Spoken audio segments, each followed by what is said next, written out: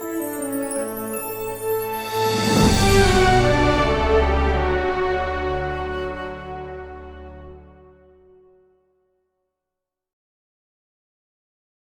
book friends, thanks for stopping by for today's video.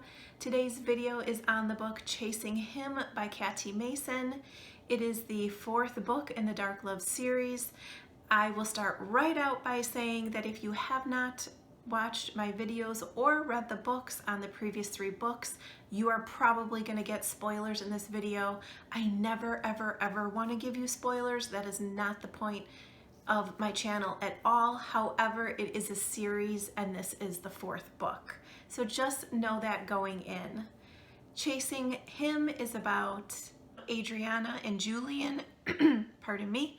Chasing Her, the previous book, was Julian's perspective of the beginning of their story. It very much carries on from the previous two books, Chasing Love and Chasing Us. And then here we are with Adriana's book of all of that as well. That sounds kind of confusing, but each book follows along the timeline, so I would highly recommend you go back and start with the first book, because what a journey we are going on with this series. I will of course include my previous three videos that I've done on the books in the description box below. I highly recommend that you watch those first. So let's get into Chasing Him. Oh my God. If you watched my previous video, you know that I was like, what? Where are we going? What are we doing? How the heck is this gonna work? So we start and it's like, okay, I was a little apprehensive. I was very nervous. I wasn't sure. Still wasn't really sure about Julian. I was kind of confused about how I felt about him, and I wasn't by the end of this book, but I wasn't sure how I felt about him. Adriana, the girl, the woman, my heart broke for. We know that she has lost her husband, Elijah. They were high school sweethearts. They got married. They had a beautiful love story, but Elijah got sick. They could not save him. It is a big part of Chasing Us, what the family goes through with Elijah's death. It's like some of the saddest stuff that I've read, you know. It's just, and it hits very close to home. So that being said, I was kind of like, girl, what are we gonna do here? And I really connected with her for so many reasons, and I just wanted the best for her, if that was Julian or not. I was not completely convinced that it needed to be Julian. I wasn't, to be honest. I did change my mind though. But that's how the book starts. Immediately in the prologue, this is what we get, and this gives you a little glimpse as to the depth of emotion that Kat can write with. Oh my gosh. And also where Adriana is and what she's gone through. My face is expressionless, unlike everyone else in the corridor. My dad and brother have bloodshot eyes, their tears barely contained in a state of anguish. My mom is inconsolable, rocking our son back and forth in an attempt to shield him from the grief surrounding us. If only someone could do that for me. Soon he will only be my son. Oh my God. And it goes on, and honestly I can't read it because I will cry. But Adriana has so much stacked against her. She's working through so much, and she's a young woman. They were a young couple. Their little boy, she was pregnant. He was a week old when his father died. I mean, it's just, it's a lot. She decides that she needs help because she cannot unstick herself from the spot she's been in. And she is guilt-ridden and remorseful, but yet knows she has to get up and live every day for her child, who is now 3 or 4, I think. And she goes to a support group, and lo and behold, Julian is there. And there's always been throughout these books this kind of funny, not funny, just this description of Julian, that he is literally looks like a model, that he's perfect. Everyone thinks he's perfect. Some of Charlie's friends were like, you're gonna give up that for Lex? You're crazy. Julian is who you should be with. We know how that turns out. And all of a sudden, she's thrust into this where she's like, oh my God, I've always kind of thought he was hot. He's incredibly sexy. He's here and my husband's not. And I don't want to have these feelings, but I'm having these feelings. And they are a freaking train wreck. It's that simple. How could this possibly work out with them? This is something that Adriana says. I have a plan to move forward until the day he walked into my life. Julian Baker.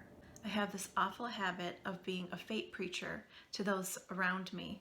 You know, that whole, oh, it's so meant to be that you were in the right place at the right time bullshit. Yeah, I'm that annoying friend. I'm that annoying friend, for sure. That's totally me. Interesting thing about this book is that I learned so much more about Julian in this book. Not even in his own book, in this book. And I think it's because I looked at him through a different lens. I looked at him through Adriana's lens. And I obviously needed that to be able to connect with him. I thought he was a great guy, don't get me wrong. And there was definitely things in Chasing Love and Chasing Us, and also in his book, Chasing Her, that I connected with and I felt for with him. But this book was completely different. Seeing him through her eyes was a whole new ball game with Julian for me. I honestly, though, could not understand or fathom how her and Julian could be together with the surrounding environment that they have that is their lives. It's all very messy and I just didn't know, but I understood everything she felt, trying to figure out if they could. And there's a moment where they're both at a party, and it's a costume party, and Charlie shows up and she's wearing, is it Wonder Woman? I think it's Wonder Woman. And she's scantily clad. She's kind of showing off a little bit. And this is what Adriana says. I'm surprised Lex allows her to wear that. She's an image of every man's wet dream, including your man. Don't go there. She's talking to herself. Don't go there. I wait and watch Julian's face as he notices her attire, my stomach doing backflips as I see his eyes move down her body. He is quick to turn away, drowning a glass of gin in one go. It was bound to happen, I suppose, and the jealousy reigns in, marking its territory once again. That's your best friend. That's her best friend. And she's watching the man that she's falling in love with, who used to be your best friend's fiance. Check out what she's wearing in her heart. It just made me sick to my stomach. I felt so bad for her. It's literally a shit show. But like in the best way. They fight for everything they get. And they know once they can figure it all out that they have a great love. It broke my heart and it put it back together again. And it made me root for them, and it made me like Julian, and it even made me like Lex a little bit, which he really pissed me off a lot. But there's this moment where she asks Lex to take her someplace, and he takes her. They're sitting, and the way Kat describes it, I was like, oh, been there, you know? I've been exactly where Adriana is in the moment that she's there, and it really hit me. And I so worried in that moment that it was not going to work out for them. We did not have a clear sign one way or another. But then Adriana gets the sign that she needs, regardless of what is going on with Julian, that it's okay for her to move on. And this is what she says. I'm surrounded in a place which protects me. It eases my fears and calms my nerves.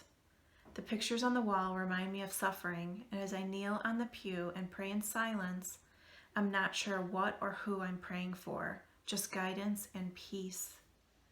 Lex is sitting in a pew behind me. He stares straight ahead with a barren expression. My knees give a slight crack as I stand, walking behind to where Lex is sitting. In silence, we both sit alongside each other, and just before I tell Lex it's time to go, a warm feeling suddenly rushes over me. It's unfamiliar and follows with a slight breeze. I don't even check to see if the doors are open. Instead, I close my eyes and his voice echoes all around me. I can't make out the words he's saying, but his tone is calm and at peace. I jump as Lex grabs my hand to squeeze it tight. The voice stops, and unknowingly, the tears have fallen silently down my face. I miss Elijah. I will always miss him. But Julian is here, and I need to make things right. I must once and for all show him how much I love him. I speak to Elijah, barely a whisper, and whether or not he can hear me, I say the words I need to get off my chest. She goes on to talk to him, and oh my gosh, I can't even read it because I have sat in church and done that, not to my husband, thank God, but with my loved ones that I've lost. It absolutely wrecked me. We do get a happily ever after at the end of this book. Oh my God, what a journey these characters go on. And I kind of felt the same, not only did I need a cigarette and a long nap after I finished Chasing Love and Chasing Us, but I felt the same after I finished Chasing Her and Chasing Him. I was like, whew. Let me know if you have read Chasing Him or Chasing Her or the other books in the Dark Love series. I would love to hear your thoughts. As always, I would love for you to take a moment to hit the thumbs up button and consider subscribing. When you do that, it not only helps my channel, but it will help this video get shown to more people here on YouTube. I also welcome you to come over to my social media, which is Kat Reads Romance on Facebook and Instagram. Come say hello to me over there. Thanks for hanging out with me today, guys. I'll see you very soon.